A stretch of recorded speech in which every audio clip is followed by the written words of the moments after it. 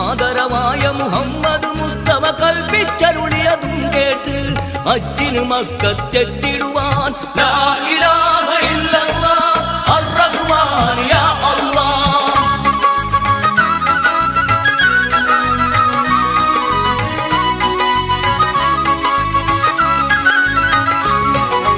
ഒരു തുണി മാത്രം മേലെയുടുത്ത് ഒരു ചെറുതുണിയാൽ മേനി പുതച്ച്